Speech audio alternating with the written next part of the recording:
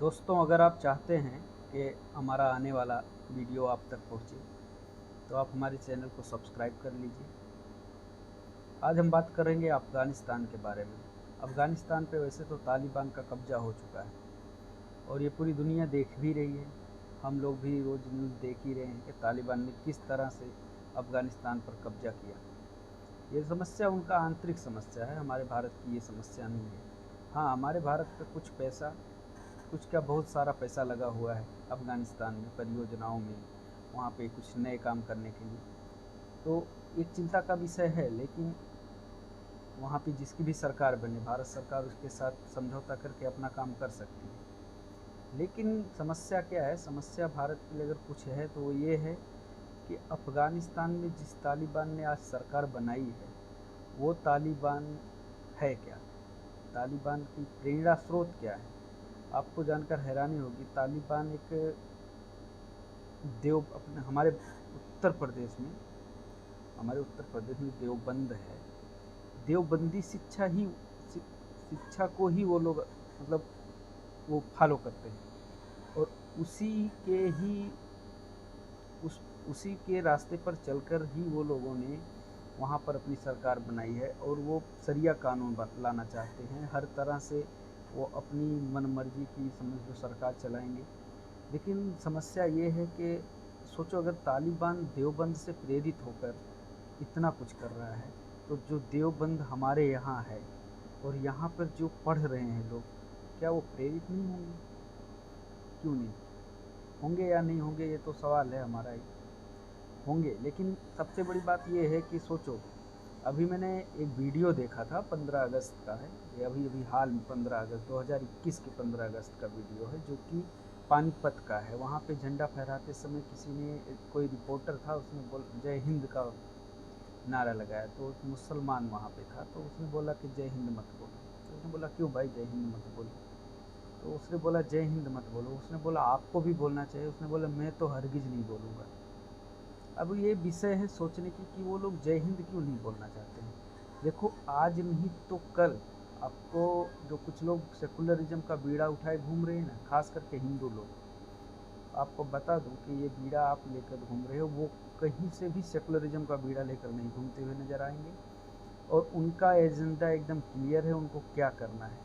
बस ये है कि आपको लगता है कि क्या वो किसी दिन ऐसे डायरेक्ट एक्शन डे बोलकर हमला कर देंगे तालिबान की तरह? नहीं भैया, ये भारत है, यहाँ वो ऐसा नहीं करेंगे।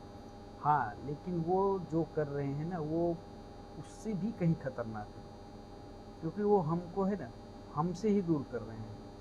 आप सोच लो कि जो जय हिंद नहीं बोलता है, भारत में रह रहा है, भारत की खा रहा है, जय हिंद नहीं बोलना है उसको, वो एक तरह से आप समझ सकते हो कि उसकी मानसिकता कैसी होगी, वो हिंदुओं के प्रति कैसे सोच रखता होगा, जिसको जय हिंद नहीं बोलना है।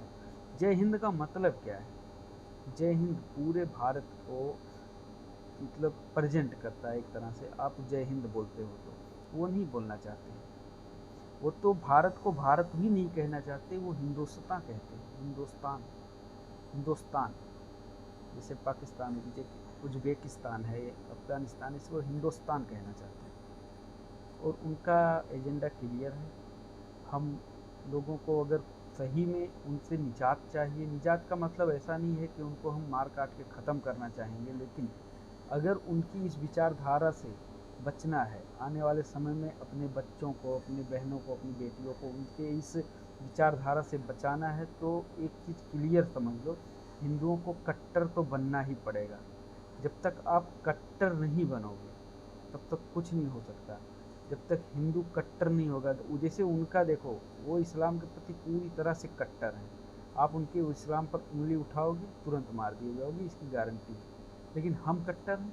नहीं, हमारे भगवान को कोई भी गाली दे के चला जाता है। हमारे धर्म पे कोई भी पिक्चर बना देते हैं, कोई भी सीरियल बना देते हैं, कोई भी कुछ भी सीटा कसी कर देता है, हम देखते रहते हैं, कोई नहीं बोलने वाला। हम राह देखते हैं, कोई बोलेगा, कोई बोलेगा, ये क्यों नहीं बोल रहा, वो क्यों नहीं बोल रहा है। लेकिन उनके यहाँ ऐसा नहीं है। उनके यहाँ तो डायरेक्ट फतवा जारी कर देते हैं, इनाम रख देते हैं सब पर। आप लोगों को भी याद होगा, लगभग 1-2 साल हुआ है, कमलेश तिवारी जो कि लखनऊ के थे, कैसे उनको निर्दयता से मार दिया गया था पूरी तरह से। और उनके ऊपर इनाम भी रखा था। इनाम रखने वालों का आज तक कुछ हुआ नहीं। ऐसे ही कुछ नहीं होगा, इसलिए भैया कट्टर बनो। मैं इतना ही जानता हूँ, अपने धर्म के प्रति जो कट्टर नहीं है तो वो नहीं है, ये समझ लो। या तो आप धर्म के प्रति कट्टर हो तो हो, नहीं तो नहीं हो। क्योंकि भीड़ में तो भेड़िए भी चलते हैं, वो मत, भेड़िया मत बनो, शेर बनो। अपने धर्म के लिए कुछ करना सीखो, कुछ करो। ऐसे नहीं होगा कि आप खड़े रहोगे, कोई और आपको आज आके बचाएगा। अफ़गानिस्तान वाले अगर चाहते तो खुद को बहुत अच्छी तरह से सुरक्षित रख सकते थे। 3 लाख की सेना 25-30 हज़ार के आगे झुक गई, कैसे झुक गई? क्योंकि उनको है, असल में उनके यहाँ का पूरी समस्या ही बहुत अलग है। क्योंकि सुनने में आ रहा है कि वहाँ पे बहुत सारे लोग ऐसे थे, 99% लोग ऐसे हैं जो चाहते थे कि यहाँ पे भी शरिया लागू। तो तालिबान उनको वो दे रहा है, उससे हमको कोई दिक्कत नहीं है, वो जाने, उनका काम जाने। वैसे भी वो लोग हिंदुओं के तो किसी भी तरह से नहीं है, चाहे वो कोई भी वर्ग के हों, चाहे शिया हों, सुन्नी हो, अहमदिया हों, कोई भी हो। तो हमको उनसे कोई ख़ास मतलब नहीं है। लेकिन हाँ, इंसानियत के लिहाज से देखा जाए तो हम जब देखते हैं तो दुख होता है कि क्या हो रहा है। लेकिन ये हमारे साथ ना हो, इसलिए हमको कट्टर बनना पड़ेगा। कट्टर हिंदू बनो दोस्त, तभी कुछ कर सकते हो। जब तक आप कट्टर हिंदू नहीं बनोगे कुछ नहीं कर पाओगे। ऐसे देखते जाओगे, आप देखते रह जाओगे। आज बंगाल, कल केरल, कश्मीर तो समझो गया ही था, किसी तरह से फिर से वो हाथ में आ रहा है। लेकिन एक बात बताओ, एक चीज़ गंवा देने के बाद उसको वापस पाने के लिए कितनी जद्दोजहद करनी पड़ती है, ये आप लोगों को पता ही होगा। तो क्यों गंवाएं हम ये हिंदुस्तान के किसी भी क्षेत्र को क्यों गंवाएं इनके हाथों? हमें किसी भी भारत के किसी भी राज्य में, किसी भी जगह मिनी पाकिस्तान नहीं बनने देना है।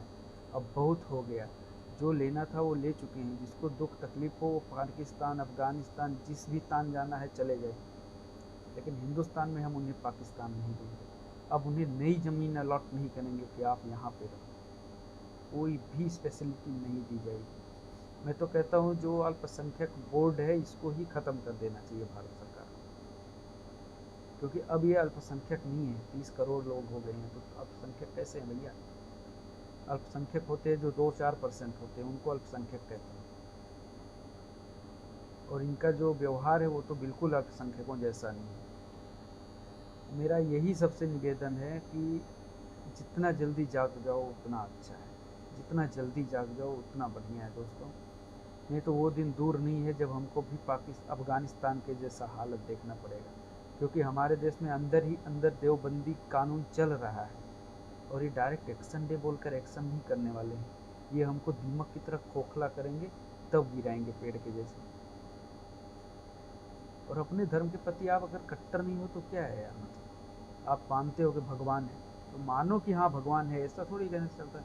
अल्लाह भी एक है, भगवान भी एक है। कभी भी अल्लाह और भगवान नहीं है, ना होंगे। एक गाय को काट कर खाने वाला है और एक गाय की पूजा करने वाला है, कैसे एक हो सकते भाई?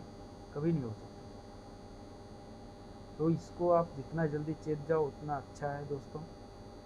और मैं तो कहूँगा जब भी जागो तभी सवेरा है का स्लोगन छोड़कर जितना जल्दी जागो वही सवेरा है, ये अपनाओ तो ज़्यादा अच्छा रहेगा। आप हमारे चैनल को सब्सक्राइब कर लो, आगे आने वाला वीडियो आपको जिससे मिल सके। Thank you.